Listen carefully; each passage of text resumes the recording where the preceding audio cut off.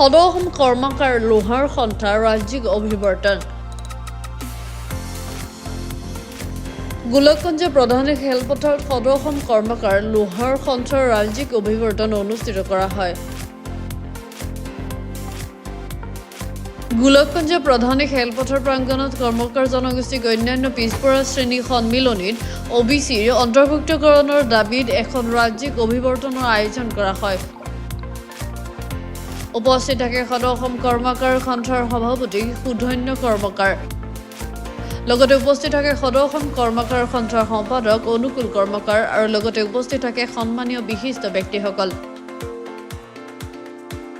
মন্তব্য প্ৰসংগত কয় যে দীৰ্ঘদিনৰ যি দাবী তাৰে পৰিপ্ৰেক্ষিতত আজি সদৌ অসম কৰ্মকাৰ সন্থাই আজি গোলকগঞ্জ প্ৰধান খেলপথাৰত ৰাজ্যিক অভিৱৰ্তন অনুষ্ঠিত কৰে।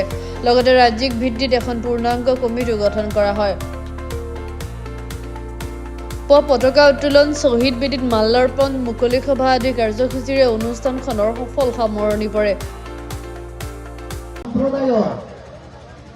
এই কৰ্মকাৰ লোহাৰ সম্প্ৰদায়ৰ প্ৰতি যে মতামত, সেই মতামতখিনি আমাৰ যে OBCক অন্তৰ্ভুক্ত কৰিব লাগে, তাৰ কাৰণে আমি বিভিন্ন সম্প্ৰদায়ৰ পৰা আমি মতামত ল'ব লাগিব।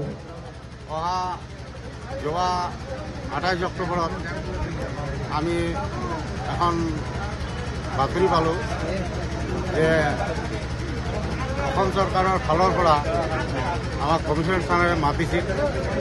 যোৱা 28 অক্টোবৰত মাতি নি আমাক ছেক্ৰেটাৰী প্ৰেছিডেণ্টক মাতিছিল, মাতি আমাক সুধিছিল যে আপোনালোকে লোহাৰ কৰ্মকাৰ আছে, এতিয়া 4-5 মান হ'ব।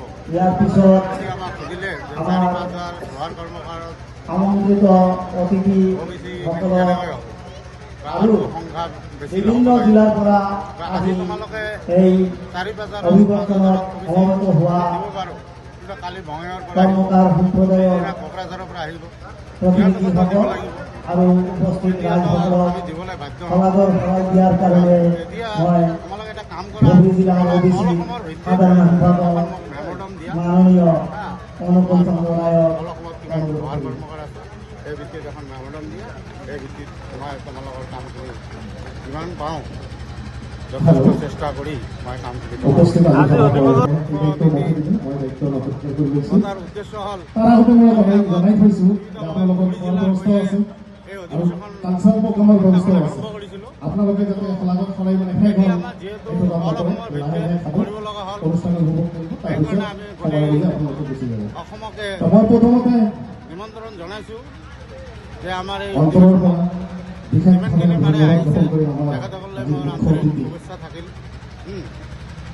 আৰু এই অধিৱেশনখন সাফল্যমণ্ডিত কৰিবলৈ যি আমাক সহানুভূতি জনাইছে তেখেতসকলে মোৰ আন্তৰিক শুভেচ্ছা থাকিল। ধন্যবাদ। ধুবুৰীৰ পৰা অমিতাভ কৰ্মকাৰৰ ৰিপোৰ্ট, গ্ল'বেল এণ্ড 24/7।